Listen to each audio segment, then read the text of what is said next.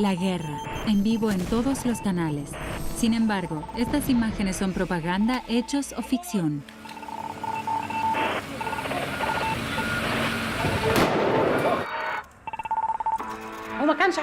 El soldado que le disparó al joven está hoy ante la corte gracias a esta grabación de video. La cobertura de crisis ya no es un monopolio de los medios de comunicación. Los afectados informan en las redes sociales sobre su vida en la guerra.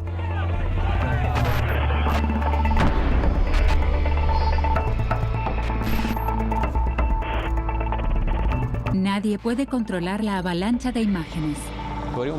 Voy a ser claro. No hay tropas rusas en Ucrania.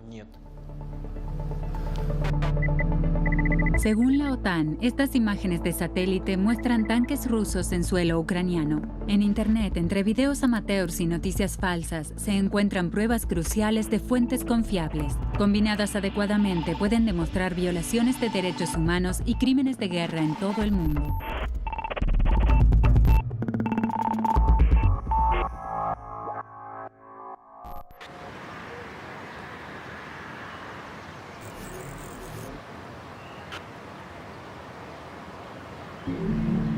Paz a través del derecho es la idea central de la comunidad internacional de estados cuando se creó este tribunal. Su mandato, jurisdicción sobre las fronteras nacionales principalmente en tiempo de guerra.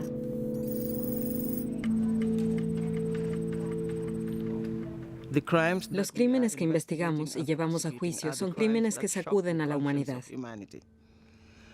Crímenes de guerra, crímenes de lesa humanidad y genocidios. Nadie puede ser acusado por ello sin evidencia clara. La recolección de evidencia en zonas de guerra es difícil. A menudo transcurren varios años entre el crimen y la llegada de los investigadores. El avance de las tecnologías ofrece nuevas alternativas.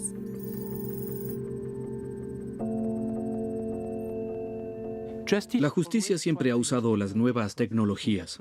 Primero las huellas dactilares, luego el ADN.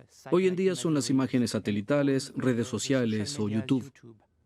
Esta es nuestra realidad. A medida que las cosas suceden, la tecnología va captando todo.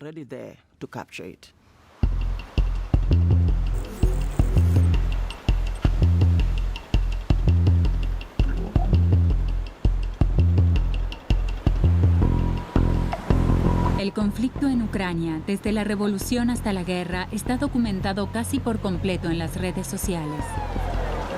Tras una publicación en Facebook, miles y más tarde millones de personas se reúnen en el Maidán para manifestarse por la adhesión a la Unión Europea.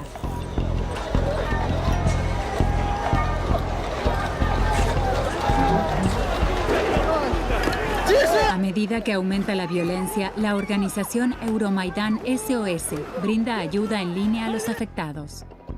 Proporcionamos asistencia legal gratuita a las víctimas de la disolución violenta de la manifestación. Juristas y abogados defensores quieren ayudar, regístrense.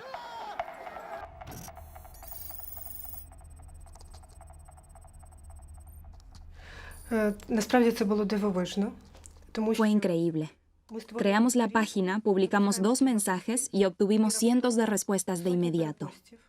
El teléfono no dejaba de sonar. Al mismo tiempo, Euromaidán SOS filtra material probatorio en la red. Buscan videos que puedan demostrar quién es el responsable de la escalada de la violencia, ya sea filmado con un teléfono móvil o una cámara web.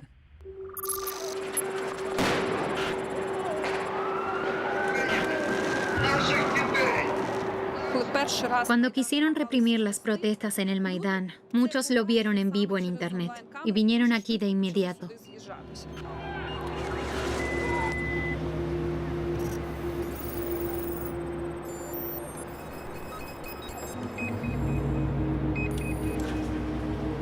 Cien personas murieron y 1000 resultaron heridas en los disturbios en el Maidán. Para reconstruir los sucesos, Euromaidán SOS buscó testigos a través de Facebook. Las redes sociales fueron la fuente más confiable y rápida para probar la información. Escribían, aquí hay información sobre, ¿alguien puede confirmar? Luego llegaban respuestas como, sí, no vivo lejos, eso es correcto, o no, no pasó nada.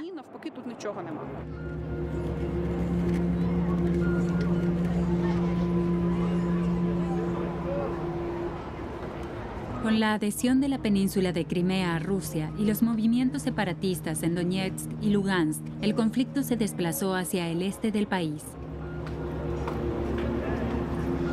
Euromaidan SOS también observa en YouTube y Twitter la guerra en la cuenca del Donetsk.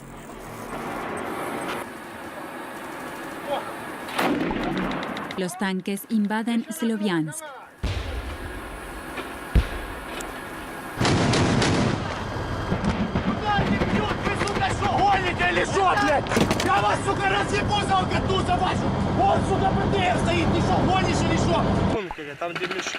El ejército de Ucrania lanza una operación antiterrorista.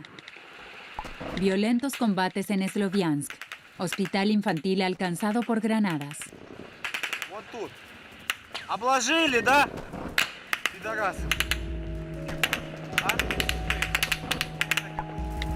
16 personas secuestradas en Sloviansk y Gorlivka, incluidos periodistas. Periodista secuestrado por separatistas en Sloviansk, Sergei Lefter, aún desaparecido.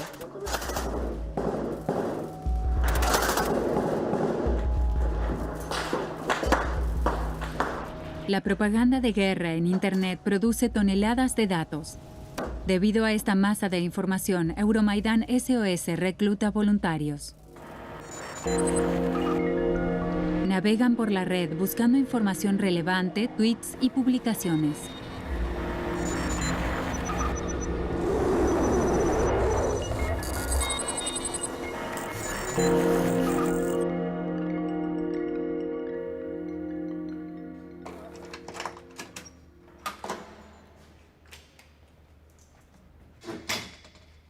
Tenemos una base de datos en la que ingresamos la información, en su mayor parte de la red, especialmente de Facebook. Esta información debe ser verificada porque hay muchas noticias falsas, información errónea y rumores no confirmados en Internet.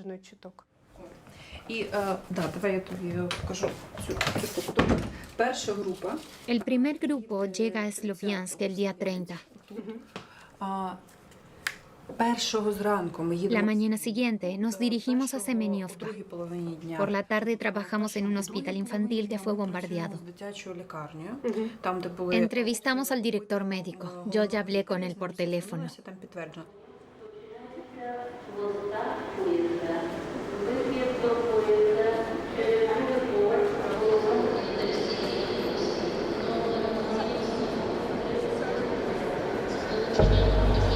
Los trabajadores de Euromaidan SOS viajan regularmente al área de crisis, comprueban los informes de víctimas civiles de la red y determinan el trasfondo. Desde el comienzo de la guerra, casi 10.000 personas han muerto, incluidos más de 2.000 civiles. La comunidad internacional debe entender que este es un conflicto en el que se cometen crímenes de guerra. Esto debe ser detenido por una intervención a nivel internacional.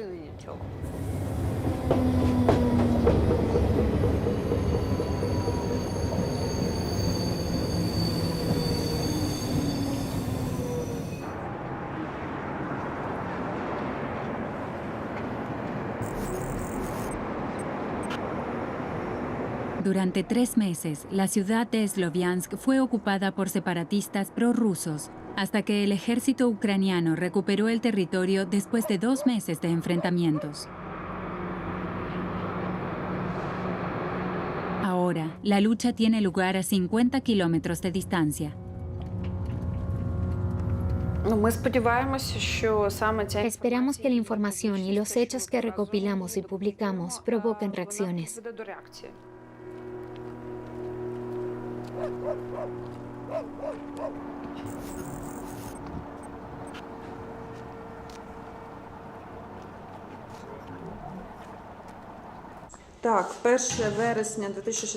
1 de septiembre de 2016. Estamos en la sala de tratamientos del director médico del Hospital Infantil de Sloviansk. Vemos los proyectiles y otras cosas que se encuentran aquí en la sala de tratamiento en el segundo piso. Fue un gran calibre, ¿verdad? Sí, en cualquier caso, si miramos el agujero, tiene al menos 1 metro de diámetro. ¿Quién le informó sobre el ataque?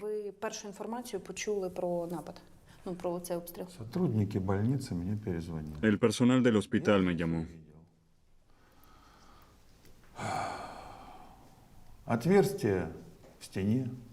Y luego vi el agujero en la pared. Un tiro certero directo de un proyectil de artillería. Casi todas las ventanas estaban rotas, más de 100.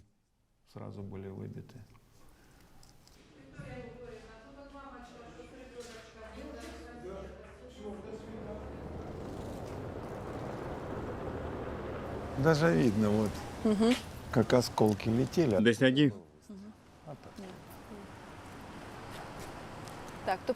Incluso se ve cómo volaron las esquirlas. ¿De dónde vino el disparo? De alguna parte del parque. ¿Desde allí? Sí, desde allí. Queremos aclarar qué ocurrió exactamente. Según el derecho internacional, las instalaciones médicas no pueden ser bombardeadas. Este es un crimen de guerra.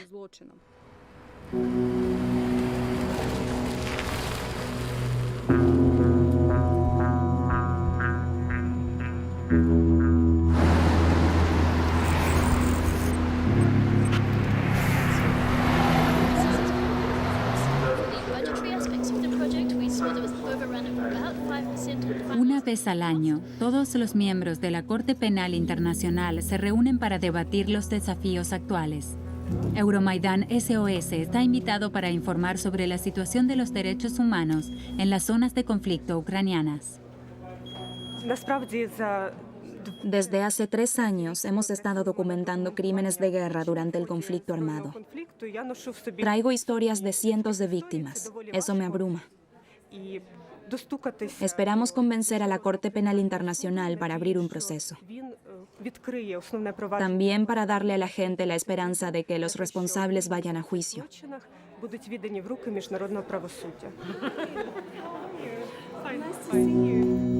La abogada Alison Cole asesora legalmente a Euromaidan SOS en la presentación de su demanda ante la Corte Penal Internacional. Si no se los atrapa con el arma en la mano, es decir, si no hay una orden por escrito ni nada por el estilo, entonces analizamos los hechos disponibles, mostramos las estructuras. Por ejemplo, que hubo instrucciones idénticas en diferentes lugares. A partir de eso, desarrollamos una teoría de quién está al mando de todo. En caso de un crimen de nivel nacional, normalmente hay una víctima y un perpetrador. En el derecho penal internacional buscamos a la persona responsable. Buscamos al jefe de una cadena de comando o estructura de liderazgo, el que ordena los crímenes.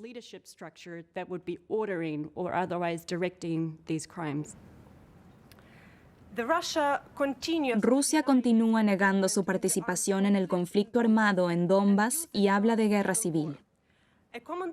Es una práctica común, como se describió recientemente en un informe de la OSCE, llevar equipo militar sin matrícula a través de la frontera ruso-ucraniana. Los puestos fronterizos ucranianos son bombardeados regularmente desde Rusia con un sistema de artillería de lanzacohetes múltiple. Muchos videos lo prueban. Los perpetradores que estamos buscando son las personas más influyentes en estos conflictos. Hay mucha presión sobre cualquiera que busque la cadena de pruebas que llegue a esos poderosos.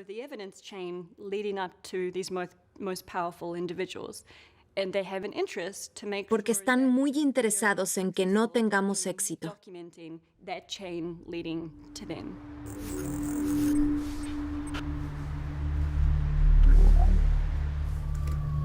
Como precaución, todos los empleados de Euromaidan SOS transfieren sus datos recopilados a una nube central in situ. Si este dispositivo cae en las manos equivocadas, no debe perjudicarnos ni a nosotros ni a nuestros informantes.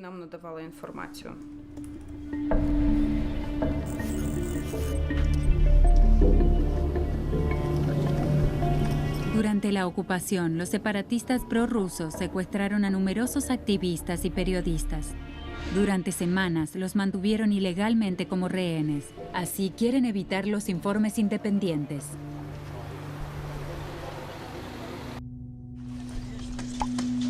Bárbaros.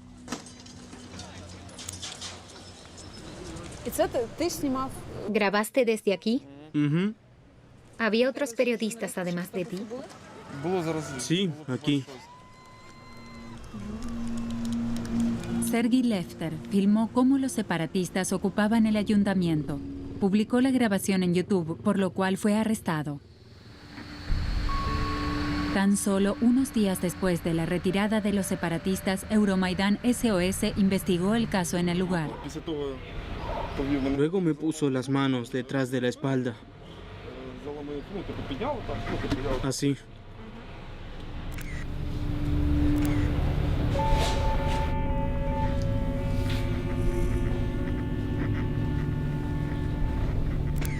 Cuando estamos en lugares donde las personas han sido detenidas ilegalmente, primero documentamos las condiciones. Si tienen agua, luz eléctrica o luz natural. Hay un baño, comida y asistencia médica. Recibimos esta información de testigos. En el lugar buscamos pistas que prueben las declaraciones. ¿Y cuánto tiempo has estado aquí? 17. ¿17 días?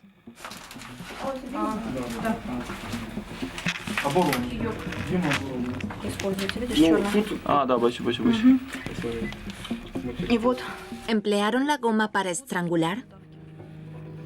Sí, enroscada así. Revisaron las cuentas de las redes sociales de los prisioneros. Querían iniciar sesión. Quien no quería dar sus datos de acceso fue forzado. ¿Cómo forzado? El método más efectivo, a golpes.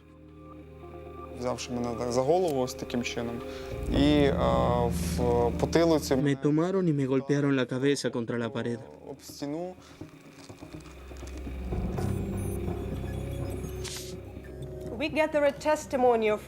Tenemos testimonios de 165 prisioneros ilegales. Desde el comienzo del conflicto, los grupos armados han aterrorizado a los civiles para controlar la región. El 44% de las personas entrevistadas informaron que había rusos presentes en el interrogatorio, en la tortura o en los altos mandos de estas prisiones ilegales. En nuestra opinión, Rusia es un estado que ocupa y controla partes de Donetsk y Lugansk. Por eso, Rusia es responsable allí de todas las violaciones de los derechos humanos.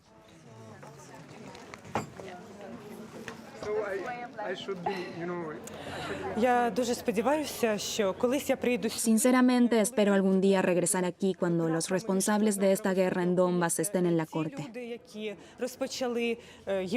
Son culpables de la muerte de decenas de miles de personas y de que 2 millones de personas se hayan visto obligadas a abandonar sus hogares.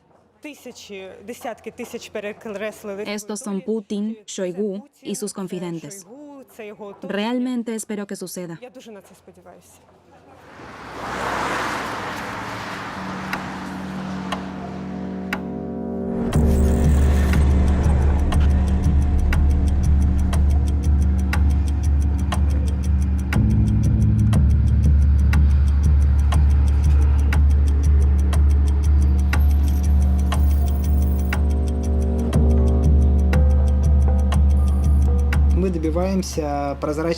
Exigimos transparencia. Queremos que el ejército ruso y el Kremlin asuman la responsabilidad. Están ocultando lo que están haciendo nuestras tropas en países como Siria y Ucrania. Kirill es ruso, pero vive exiliado en Kiev. Se esconde en la clandestinidad porque está investigando al Kremlin en la red.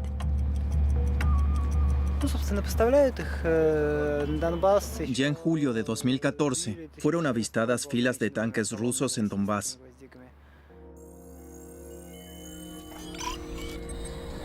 Kirill, como muchos investigadores de código abierto, publica su investigación en el blog de Bellingcat, una red de investigación que se volvió famosa por el seguimiento de este convoy militar.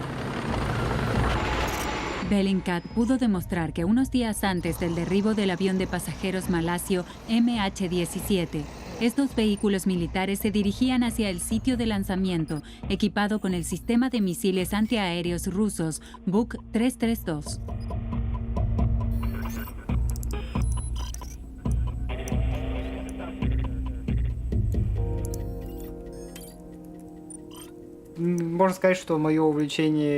Se podría decir que mi hobby, los juegos de ordenador, me prepararon para esto.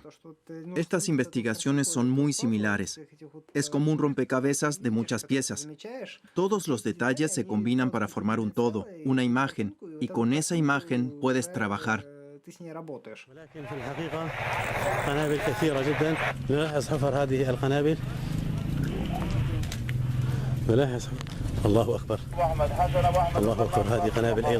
Desde la entrada de Rusia en la guerra de Siria, Kirill ha ampliado su investigación en Medio Oriente.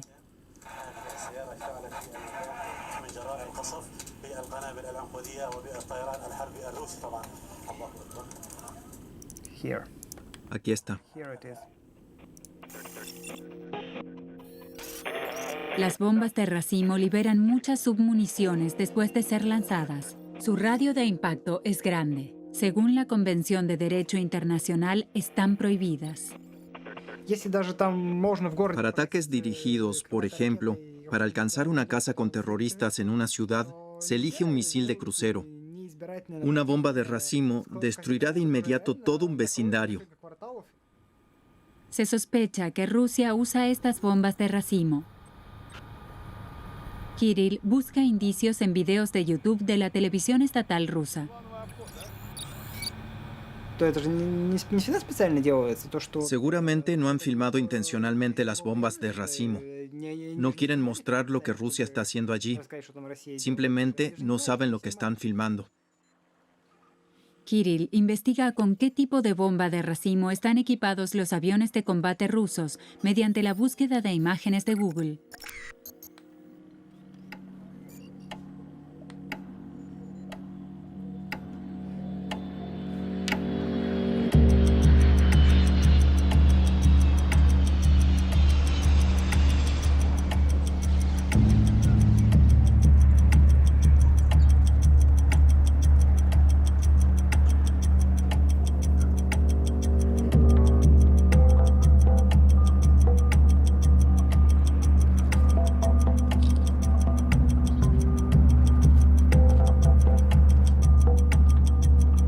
Modelo real, Kirill compara si la bomba de racimo rusa y la bomba en el video de los activistas son idénticas.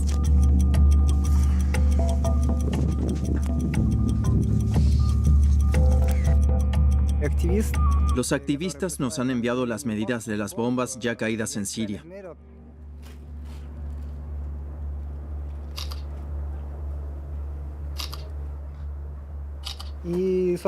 La medí yo mismo. Tiene un diámetro de 46 centímetros. La de Siria probablemente se deformó ligeramente en el impacto. Sin embargo, se puede suponer que es la misma bomba.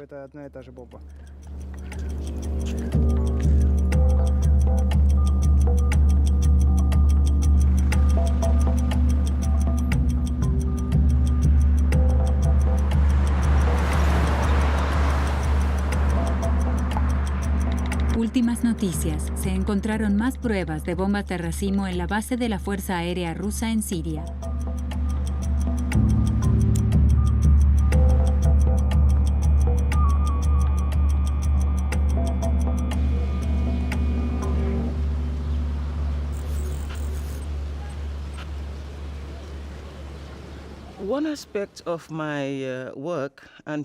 Parte de mi trabajo y cambio de estrategia como fiscal jefe es que le doy más importancia a las formas alternativas de evidencia.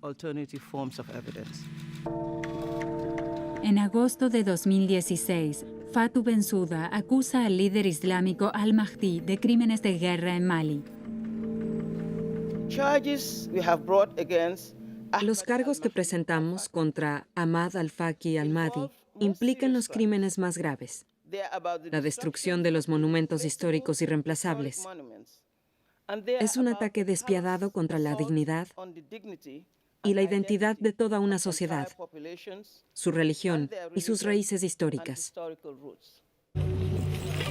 El grupo islamista Ansar ad-Din, cercano a Al-Qaeda, ocupa Tombuctú en el verano de 2012.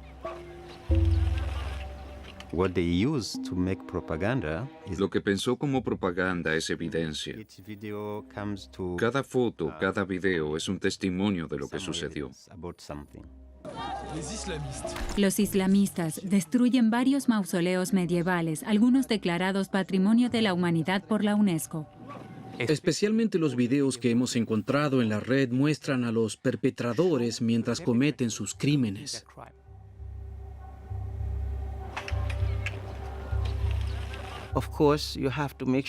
Por supuesto, tenemos que asegurarnos de que nuestra evidencia sea sólida, de que las imágenes sean reales y que podamos basar en ellas nuestras acusaciones.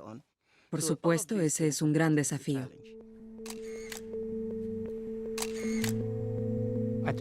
Nuestros científicos forenses han fotografiado todos los lugares alrededor. A partir de eso hemos creado imágenes panorámicas de 360 grados.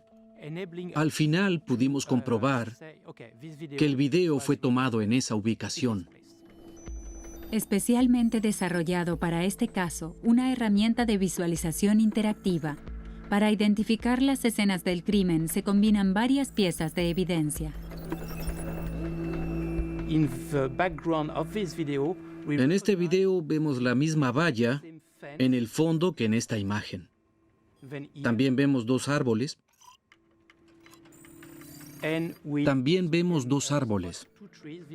Son idénticos a este y este. El peso de la prueba contra Ahmad al-Faqi al-Mahdi es abrumadora. Fue un líder proactivo y resuelto en estos ataques. Incluso participó en la destrucción con sus propias manos.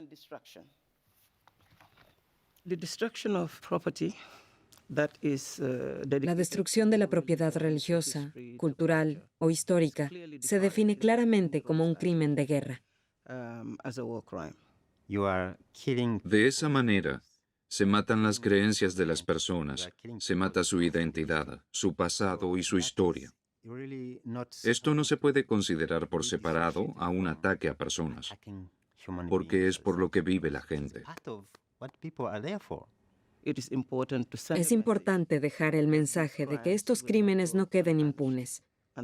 Cuando sucedan, investigaremos y los llevaremos ante la justicia.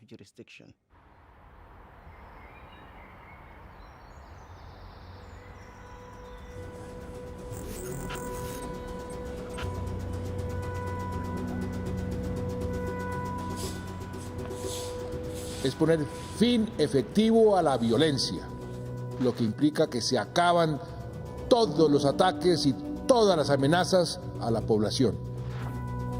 El presidente de Colombia anuncia, después de más de 50 años de guerra civil, los rebeldes de las FARC están listos para entregar sus armas. La última guerra de guerrillas en América Latina ha terminado.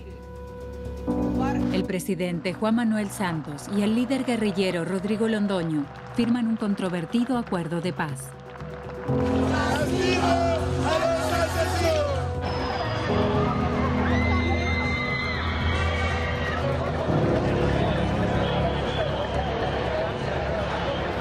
El índice de impunidad es del 98%, es decir, que casi la totalidad de las graves violaciones a los derechos humanos que se han cometido en estos 30, 40 años de conflicto siguen aún sin ser juzgados.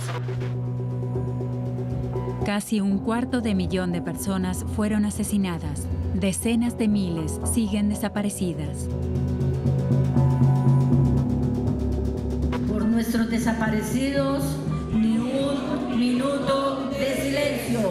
Toda una vida de lucha y resistencia. Yo creo que nosotros no podemos construir una paz sostenible y duradera en el tiempo si realmente no somos capaces de dar respuesta de por lo menos dónde están esos 45.000 personas desaparecidas.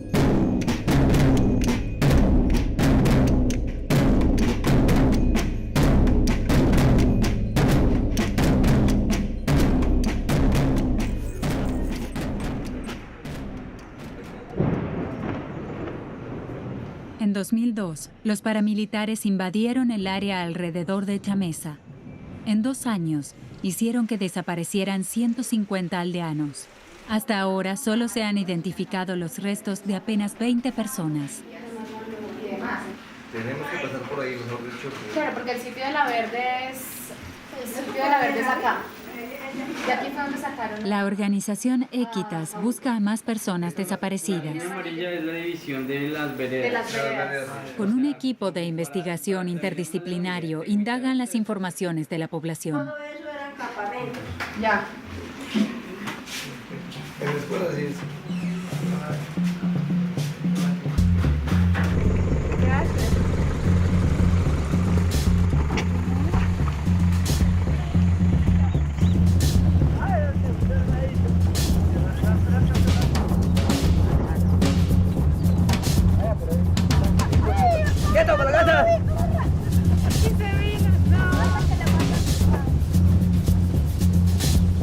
La arenera que hablábamos anoche queda detrás de esta mata.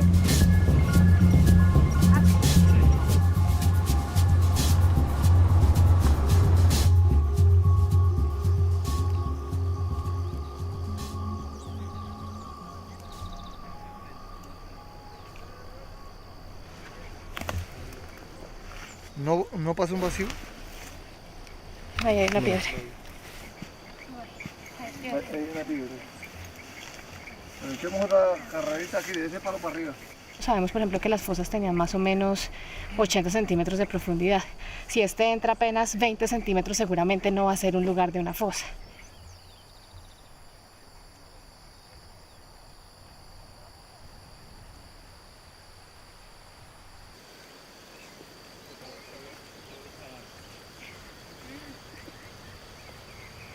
Este era el recorrido. Este fue el recorrido que nosotros hicimos con mi esposo cuando nos cogieron los paramilitares allá y nos mandaron por este sector hacia la capilla.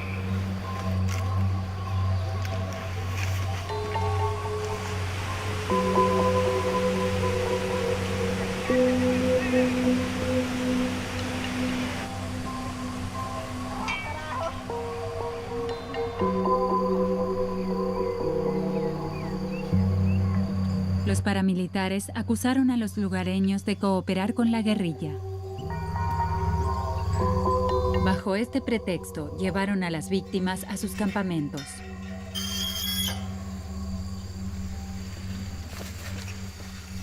El último sitio donde estuvimos secuestrados con mi esposo.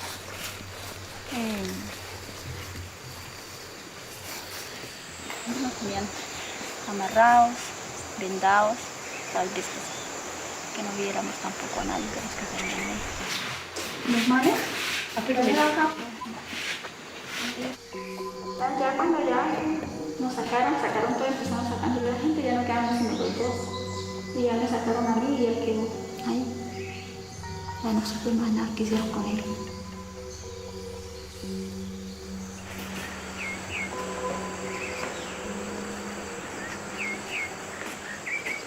Siempre uno con esa incertidumbre de no saber dónde está, qué pasó, qué lo hicieron. ¿No? Entonces, siempre uno busca una verdad de que por qué lo desaparecieron.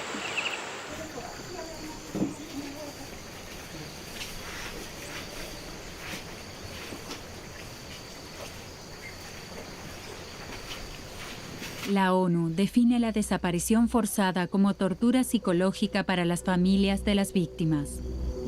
Los familiares tienen derecho al esclarecimiento y deben ser indemnizados.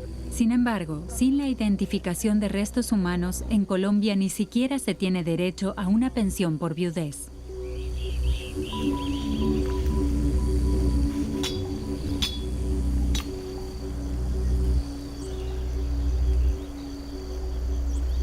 La mayoría de las personas desaparecidas han sido desaparecidas gota a gota y han sido inhumadas o depositadas en sitios complejos. Eso es lo que lo que impulsa a Équitas, el motor de Équitas, para decir no nos podemos quedar con las técnicas convencionales de búsqueda. A esto toca meterle más ciencia y toca involucrar otras experticias.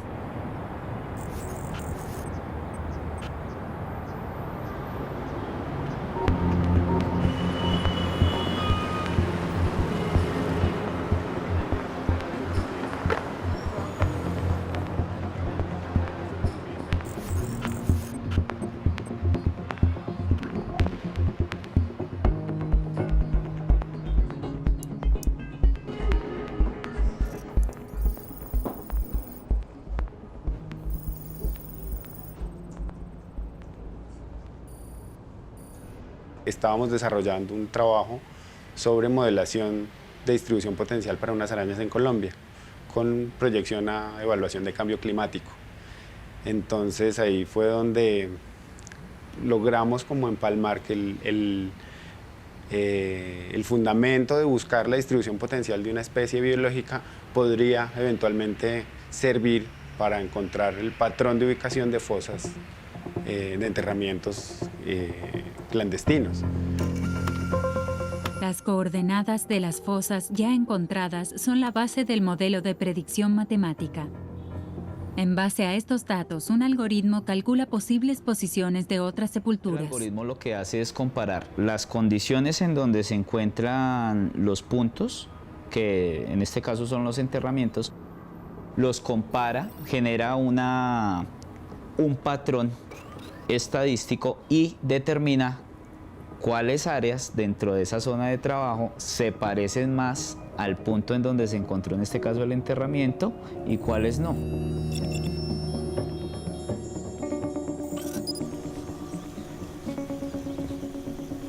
Por ejemplo, no sé si alcanza a ver acá, vamos a este lugar donde hubo una exhumación de sábula verde. Y este es el camino que estamos recorriendo. Vamos hacia donde hubo la exhumación para tomar los datos.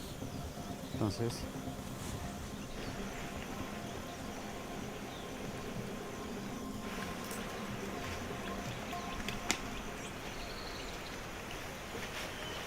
¿sí pilla? Y ahí está el escarbado, todavía está... Porque el hueco exactamente nosotros no lo llenamos así de tierra y eso no. ¿A don Eddie Romero? Sí. Sabía que la camisa que él tenía sí era la de él. Y él utilizaba puente y el puente no lo tenía. Le quedaba el espacio. Yo desde ahí dije, es mi hermano. ¿Tomaste la coordenada, Cami? Porque hay que corregirla entonces. Lo que estoy viendo es que varias de las coordenadas que nos han entregado.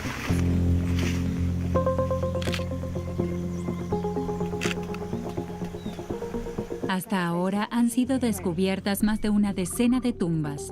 Todos los sitios hallados tienen características ambientales similares, como altitud, vegetación o acceso al agua. Las coordenadas son 5 grados, 10 minutos. Y además mencionan los cables, son con los que tenían amarradas a las víctimas.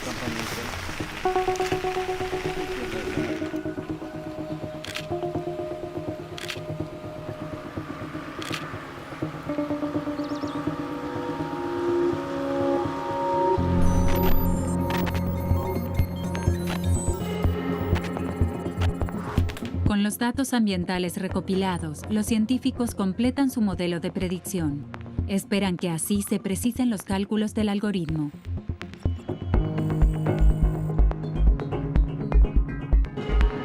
El mapa de calor resultante muestra con gran probabilidad en qué regiones se encuentran las fosas.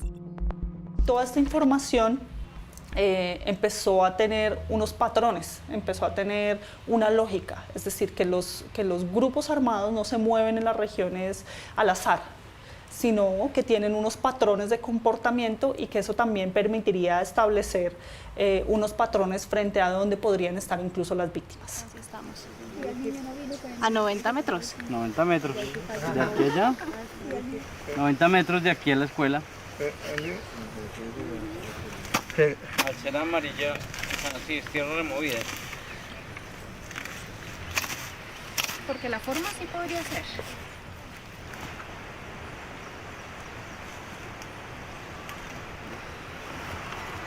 Sí, pelos. Sí. Sí, señor. Eso no se sabe todavía nada.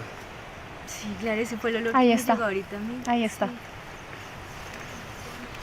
Haciendo la prueba con la sonda, una de las extracciones que se sacan tiene pelos y tiene olor a descomposición. Se toman las fotografías y queda el sitio registrado para posterior exhumación por parte de la Fiscalía.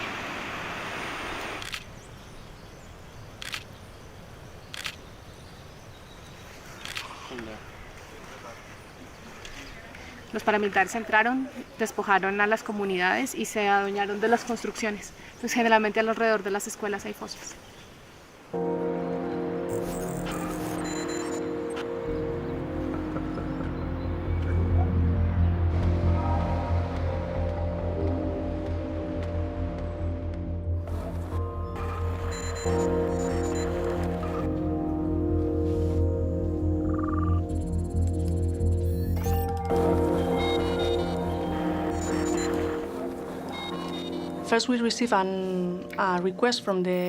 El Alto Comisionado para los Derechos Humanos en Colombia nos ha pedido que ayudemos a Équitas con las investigaciones. En particular, con las imágenes satelitales de ciertos periodos de los últimos 15 años. Querían saber cómo se veía el paisaje para incorporar esa información a su modelo predictivo.